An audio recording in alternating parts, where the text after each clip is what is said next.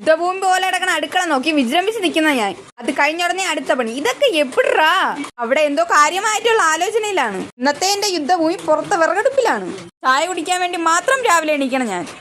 വേണ്ടെന്ന് പറഞ്ഞാൽ മനസ്സിലാവണ്ടേ? ആണ്ടിലും സംക്രാന്തിക്കും മാത്രമേ ഇവിടുത്തെ മീനുകൾ പകൽവെട്ടം കാണാറുള്ളൂ. ഇന്നത്തെ അമ്മമ്മി കൊഴിയാളയും മത്തിയുമാണ്. മത്തിയും ഞാൻ കുറച്ചു നാൾക്ക് മുമ്പ് വരെ ശത്രുക്കളായിരുന്നു. അതായത് ഉത്തമ, ഞാൻ പ്രഗ്നന്റ് ആയിരുന്നപ്പോൾ മത്തി എന്റെ ശത്രുവായിരുന്നു. ഞങ്ങൾ ഇപ്പോഴും വലിയ കൂട്ടായിട്ടില്ല. എങ്കിലും ഇത് മുമ്പോട്ടും നാണം പിറകോട്ടുമായോണ്ട് എനിക്കിത് തിന്നാതിരിക്കാൻ പറ്റൂല. ഈ വെട്ടിക്കഴിഞ്ഞ് ഞാൻ അപ്പം ചുടാനുള്ള പരിപാടിയിലേക്ക് കടന്നു. അതുപോലെ അതും ഫ്ലോപ്പായി. അത് ഫ്ലോപ്പായതിന്റെ വാശിയിലും ദേഷ്യത്തിലും ഞാൻ ഉച്ചയ്ക്കത്തേക്ക് കുറച്ചധികം കറി ഉണ്ടാക്കി. 3 കറിയേ ഉള്ളെങ്കിലും ഇത് കുറച്ചധികം കറികളാണ് ഇവിടെ. തിന്നുക, കുടിക്കുക, ഉറങ്ങുക എന്നുള്ളത് എന്റെ മോക്ക് അലർജിയാണ്. ഞാൻ കഴിക്കാനെടുത്തതും അവൾ ഉണർന്നു. അവളെ ഉറക്കിയിട്ട് കഴിക്കുക എന്നുള്ളൊരു ചടങ്ങായതുകൊണ്ട് അതൊക്കെ ഞാൻ കംപ്ലീറ്റ് ചെയ്തു. കഴിച്ചു കഴിഞ്ഞാൽ എന്തെങ്കിലും തിന്നണമല്ലോ. നമ്മുടെ കാര്യക്കയറി ഞാൻ ഇറങ്ങി. അടുത്തതായിട്ട് തേങ്ങ പൊട്ടിക്കൽ സാഹസികതയാണ്. ഒന്നിപ്പഴച്ചാൽ 3 എന്നായതുകൊണ്ട് 4ാമത്തെ വെട്ടിന് തേങ്ങ പൊട്ടി.